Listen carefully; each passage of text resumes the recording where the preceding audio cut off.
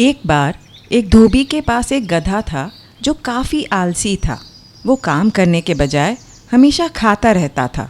फिर धोबी ने एक तरकीब लगाई और एक लंबी सी डंडी के एक छोर पर एक गाजर बांध दी और उसे लेकर गधे पर बैठ गया।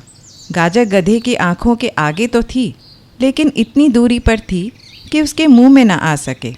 अब गाजर की लालसा में गधा भागता रहा और धोबी का काम होता रहा, लेकिन गाजर कभी भी गधे के हाथ ना लगी। ये स्टोरी हमारी लाइफ जैसी ही नहीं लग रही, जो हम शांति और खुशी पाने की भागदौड़ में लगे हुए हैं। तो क्या कोई तरीका है इस गाजर को पाकर गाजर का हलवा खाने का?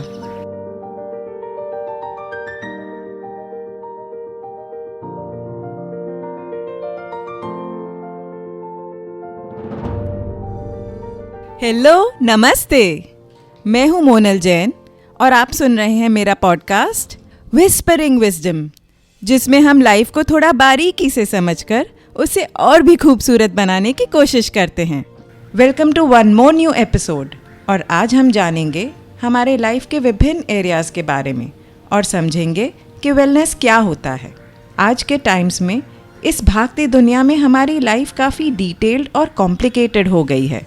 कोई काम और डेडलाइंस पूरा करने में बिजी है तो हेल्थ इग्नोर हो रही है।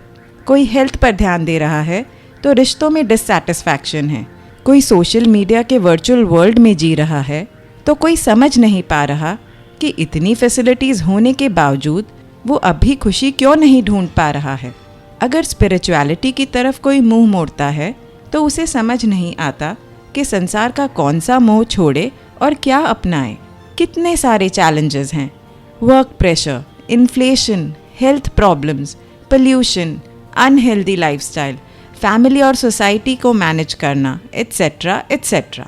एक लंबी लिस्ट है हमारी लाइफ में, जिसे सोचकर ऐसा लगता है मानो जीवन इन्हें पूरा करने में ही निकल जाएगा।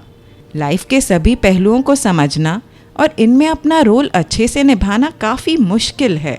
हम ज़्यादातर हमारी लाइफ से रिश्ता बिना प्रयास के, बिना ज़्यादा सोचे ही निभाते चले जाते हैं, जिससे हम एक लिमिटेड लाइफ जीते हैं। और ऐसा क्यों होता है? हम अपने पैदा होने से लेकर आज तक के बने बिलीफ सिस्टम या मान्यताओं और थॉट एंड बिहेवियर पैटर्न से ही सब कुछ सोचते और करते जाते हैं। हम इतना उनमें जी रहे होते हैं कि उनसे बाहर निकलकर दूसरी पॉसिबिलिटीज़ और नज़रिए को देख ही नहीं पाते। इससे ऊपर उठने के लिए हम एक एक्टिव प्रोसेस अपना सकते हैं जो इस काम में हमें गाइड करे। इस प्रोसेस को दुनिया भर में वेलनेस का नाम दिया गया है। आपने शायद वेलनेस वर्ड कोई स्पा या कोई हेल्थ रिट्रीट में सुना होगा, लेकिन वेलनेस का मतलब और पहुंच इन सब से कहीं बढ़कर है। वेलनेस एक सिस्टम है जो हमारी लाइफ की ओवरऑल वेलबींग, यानी हम हमारी लाइफ में कितना अच्छा महसूस कर रहे हैं, इसे इंडिकेट करता है। ये एक होलिस्टिक अप्रोच है लाइफ को देखने का, यानी इसमें हमारे जीवन को संपूर्णता से देखा जाता है, हर पहलू की निगरानी की जाती है। और जब हम अपने आप को वेलनेस के नज़रिए से देखने लगते हैं तो कई टेक्निक्स, टूल्स और प्रैक्टिसेस अपना सकते हैं लाइफ को सही मायनों में जीने के लिए और उसमें हमारा जो रोल है उसको बखूबी निभाने के लिए। एक्चुअली देखा जाए तो हम इंडियंस वेलनेस के कॉन्सेप्ट से अनजान नहीं हैं। हम तो पुरातन काल से ही वेलनेस को समझते और फॉलो करते आ रहे हैं। हमारे ग्रंथ, ऋषि मुनि, संत और अनेक धर्म जो यहाँ से उपजे हैं, वे हमें अच्छा जीवन जीना ही सिखाते आ रहे हैं। चाहे वो आयुर्वेद से बीमारियों का इलाज करना हो या योग ध्यान से मन और शरीर का मिलन करके एकाग्रता और शांति से जीना हो। इतना बड़ा खजाना है हमारी कंट्री के पास कि दुनिया भर में इसे अप्रिशिएट और अडॉप्ट किया जा रहा है। लेकिन हम इस खजाने के अंदर के गिफ्ट को छोड़कर आज के टाइम्स में सिर्फ बाहरी पैकेजिंग में कहीं खो गए हैं। कहने को हमारे देश के लोग बहुत रिलीजियस हैं या कुछ प्रक्रियाएं फॉलो करते हैं, लेकिन ये एक आधे अधूरे तरीके से हो रहा है, जिसमें कई बार कोई प्रैक्टिस को क्यों फॉलो कर रहे हैं उसका मूल ज्ञान नहीं है और सिर्फ एक हैबिट या डर या लालसा से किए जा रहे हैं। और इसलिए अब हमसे ज़्यादा वेस्टर्न सिविलाइजेशन के लोग जागरूक होने लगे हैं। खैर, इंडिया ही नहीं बल्कि एशिया की कई कंट्रीज़ और ग्रीस और रोम के सिविलाइजेशंस में भी अपनी अपनी तरह से वेलनेस के प्रैक्टिसेस पुराने टाइम्स में भी डेवलप हुए थे, लेकिन टाइम के साथ और मॉडर्न मेडिसिन के पॉपुलर हो जाने से इन सब पर से दुनिया का ध्यान हट गया। बीच बीच में कुछ होलिस्टिक सिस्टम्स जैसे होम्योपैथी, कायरोप्रैक्टिक, नेचुरोपैथी का इन्वेंशन हुआ, लेकिन वेलनेस पर एक ऑर्गेनाइज्ड वे में 1980s से काम होना शुरू हुआ। कई फील्ड्स के रिसर्चर्स, इंस्टीट्यूट्स और प्रैक्टिशनर्स ने इसे स्टडी किया। आज के टाइम्स में साइंस के थ्रू रिसर्च और डेवलपमेंट और पुराने और नए टेक्निक्स यूज़ करके इस फील्ड को एक पहचान मिलने लगी है। वेलनेस प्रैक्टिसेस के हमारी लाइफ में बहुत से फ़ायदे हैं।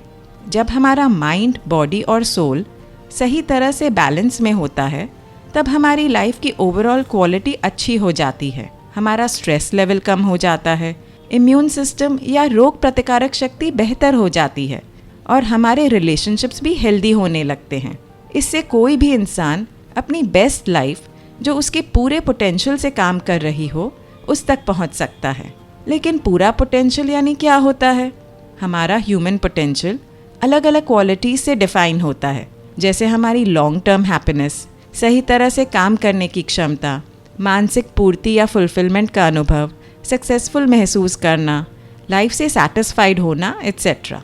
जब हम अपने आप से और लाइफ के हर पहलू से डीपली कनेक्ट हो जाते हैं तो अपने पूरे पोटेंशियल तक पहुंच सकते हैं। क्या आपने अपनी लाइफ के अलग अलग पहलुओं के बारे में कभी गौर किया है? ये पता हम सबको हैं, लेकिन इनके बारे में डीपली हम शायद ही सोचते हैं और इन सबको कलेक्टिवली तो बिल्कुल ही नहीं देखते। इसे आसानी से समझने के लिए हम इसे एक व्हील के रूप में देखते हैं, जिसे वेलनेस व्हील कहा जाता है। वेलनेस व्हील किसी की भी लाइफ को जांचने के लिए एक फ्रेमवर्क देता है। ये कोई भी इंसान की लाइफ के सारे मेन एरियाज रिप्रेजेंट करता है। कौन से एरियाज हैं हमारी लाइफ के? चलिए देखते हैं। मान लीजिए कि वेलनेस व्हील एक पिज़्ज़ा के फॉर्म में है। हर पिज़्ज़ा स्लाइस हमारी लाइफ के एक एक एरिया को रिप्रेजेंट करता है। इस पिज़्ज़ा में ज़्यादातर 8 स्लाइसेस होती है। ये 8 स्लाइसेस हैं फिज़िकल वेलनेस, मेंटल या emotional wellness, intellectual wellness, social wellness, financial wellness, work place wellness, environmental wellness और स्पिरिचुअल वेलनेस। अब एक एक करके इन सब एरियाज़ को थोड़ा समझते हैं। वेलनेस का पहला एरिया है फिज़िकल वेलनेस या शारीरिक तंदुरुस्ती, जो हमारी बॉडी की हेल्थ को एड्रेस करता है।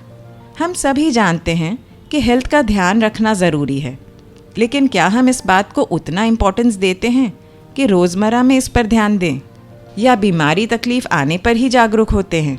हमारी फ़िज़िकल हेल्थ को मेंटेन करने के 4 पिलर्स हैं। फ़िज़िकल एक्टिविटी, अच्छा न्यूट्रिशन या पोषण, रेस्ट एंड रिलैक्सेशन और माइंड बॉडी कनेक्शन। हमारे डेली रूटीन में sports, exercise, fast walking, yoga जैसी फ़िज़िकल एक्टिविटीज़, अच्छा न्यूट्रिशियस खाना और पर्याप्त क्वांटिटी और क्वालिटी की नींद ज़रूरी हैं। हमारे शरीर की हेल्थ हमारे मन में क्या चल रहा है, इसका आईना है, जिसे माइंड बॉडी कनेक्शन से समझा जा सकता है और हमारी हेल्थ का सबसे इम्पॉर्टेंट पार्ट है। जब इन सब फैक्टर्स का हम ध्यान रखते हैं, तब शरीर के सारे सिस्टम्स और ऑर्गन्स बराबर से काम करते हैं और लंबे टाइम तक हम अच्छी हेल्थ एंजॉय कर सकते हैं। इमोशनल वेलनेस में पॉजिटिव तरीके से हमारे इमोशंस के बारे में जागरूक होना और उन पर काम करना शामिल है। इसमें स्ट्रेस से निपटने की टेक्निक्स बताई जाती हैं और खुशी लाने वाली एक्टिविटीज़ पर फोकस किया जाता है। हमारी इमोशनल हेल्थ का डायरेक्ट असर हमारे लाइफ के सभी पहलुओं पर होता है, चाहे वो हमारा शरीर हो, हमारे रिश्ते हों, हमारा काम हो या खुद के बारे में कैसा महसूस करते हैं वो हो। इसलिए ये एरिया काफ़ी इम्पॉर्टेंट है। सोशल वेलनेस में दूसरों के साथ हमारे रिलेशंस पॉजिटिव और बैलेंस्ड बनाने पर ध्यान दिया जाता है। इंसान एक सोशल एनिमल है और अपने वजूद को दूसरों के नज़र से आंकता है। हमारी लाइफ में हेल्दी सोशल इंटरैक्शन से हम सेफ और इम्पॉर्टेंट महसूस करते हैं। क्या आपको पता है कि अकेलापन सिगरेट स्मोकिंग के बराबर नुकसान करता है? लेकिन साथ ही ओवर सोशलाइजिंग भी कई प्रॉब्लम्स की निशानी है। इसलिए इनको समझना और बैलेंस करना ज़रूरी है। इंटेलेक्चुअल वेलनेस में हमारे मेंटल ग्रोथ और लर्निंग से संबंधित एक्टिविटीज़ पर ध्यान दिया जाता है, जैसे नए स्किल सीखना और प्रॉब्लम्स को हल करना। इसमें हमारे आसपास की दुनिया के बारे में खुले विचारों वाला और जिज्ञासु होना भी शामिल है। कहते हैं कि सीखने की कोई उम्र नहीं होती, लेकिन ये जानते हुए भी हम एक एज के बाद नई चीज़ें सीखने से अपने आप को दूर कर लेते हैं। इससे हमारी फिज़िकल और मेंटल फ्लेक्सिबिलिटी कम हो जाती है और हम एक लिमिटेड पॉसिबिलिटीज़ वाली लाइफ जीने लगते हैं। एनवायरमेंटल वेलनेस का मतलब सिर्फ नेचर से नहीं है।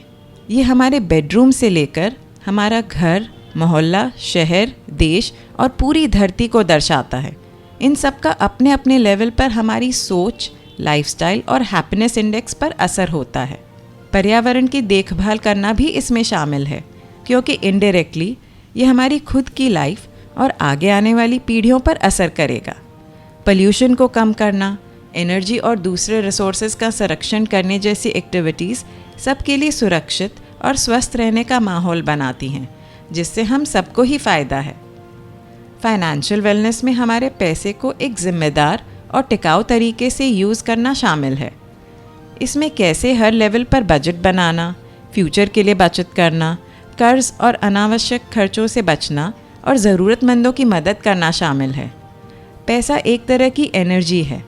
वो अपने आप में ना अच्छा है ना बुरा, वो तो केवल कमाने और खर्च करने वाले की मानसिकता दर्शाता है।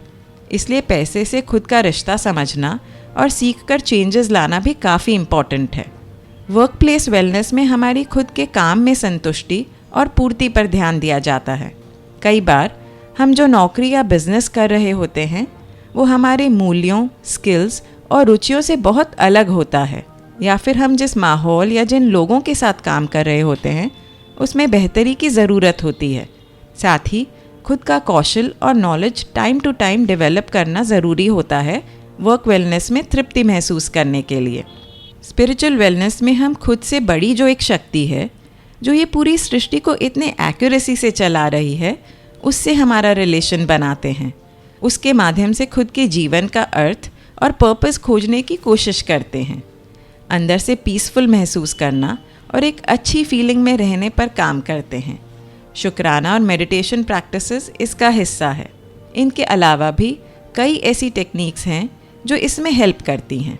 वेलनेस के इन सभी क्षेत्रों को अपनी डेली लाइफ में शामिल करने से एक हेल्दी, हैप्पी और सैटिस्फैक्टरी लाइफ मिल सकती है। लेकिन साथ ही ये याद रखना ज़रूरी है कि हमारी बेस्ट लाइफ जीना एक डेस्टिनेशन या लक्ष्य नहीं, बल्कि एक सुंदर जर्नी है, और इसके लिए कांस्टेंट कोशिश और कमिटमेंट चाहिए होता है। और मैं आपसे रेगुलरली ऐसी बातें शेयर करती रहूँगी जिससे आपको भी अपना वेलनेस क्वोशेंट बढ़ाने का फ्यूल मिलता रहे। मुझे लाइफ और वेलनेस के कॉन्टेक्स्ट में लाइब्रेरी का एग्जाम्पल काफ़ी अच्छा लगता है। इमेजिन कीजिए कि एक बहुत बड़ी लाइब्रेरी है जिसमें अनगिनत बुक्स हैं। इस लाइब्रेरी में कोई भी कभी भी आकर एक बुक उठाकर पढ़ सकता है, एंजॉय कर सकता है। हर बुक एक एक इंसान की लाइफ है, जिसमें उनकी लाइफ स्टोरी लिखी हुई है। इसे लिखने वाला और कोई नहीं, हम खुद हैं। हमें स्टार्टिंग के कुछ पेजेस भरे हुए मिले हैं। जैसे कई बार कोई स्टोरी राइटिंग कंपटीशन में स्टार्टिंग का प्रॉम्प्ट दिया हुआ होता है। ये हमारा बचपन है, लेकिन हमें पूरी फ्रीडम है कि आगे क्या लिखना है और इस स्टोरी को किस दिशा में ले जाना है।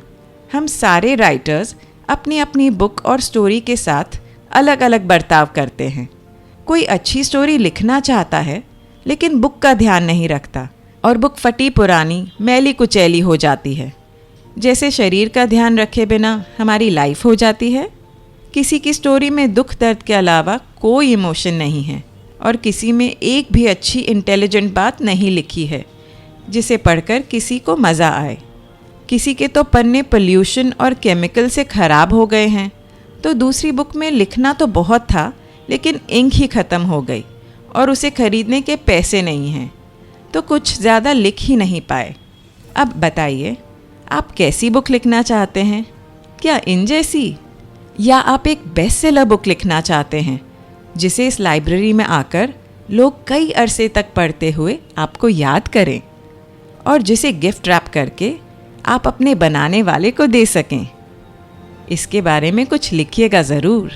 इस एपिसोड को सुनने के लिए मैं आप सबको थैंक यू कहना चाहती हूँ। अगर इनमें से कुछ विचार आपको अपने से लगे कहीं मन को छू गए तो आप मुझे मैसेज कर सकते हैं इंस्टाग्राम या फेसबुक पर। मेरे बारे में और जानना हो तो मेरी वेबसाइट पर आप देख सकते हैं। इन सब की डिटेल्स नीचे डिस्क्रिप्शन में मेंशन की गई हैं। आप जिस भी ऐप पर मुझे सुन रहे हैं उस पर मुझे 5 स्टार रेटिंग देना मत भूलिएगा। और अगर आपको मेरी बातें अच्छी लगें तो मेरा शो सब्सक्राइब भी कीजिए। विजडम एक सागर की तरह है जिसमें जब जब हाथ डालो तब तब एक सुंदर मोती मिलता है, लेकिन उस मोती की चमक कोई एक के लिए नहीं, पूरी दुनिया के लिए है। और इसे जितना शेयर करो उतना ही इस मोती की चमक बढ़ेगी। इसलिए मेरा पॉडकास्ट अपने आसपास, अपनी फैमिली, फ्रेंड्स, कलीग्स सबके साथ शेयर कीजिए और इस विस्परिंग की चेन को बढ़ाते चलिए। अगर करनी हो जीवन को समझने की कुछ बातें तो करते रहिए मुलाकातें।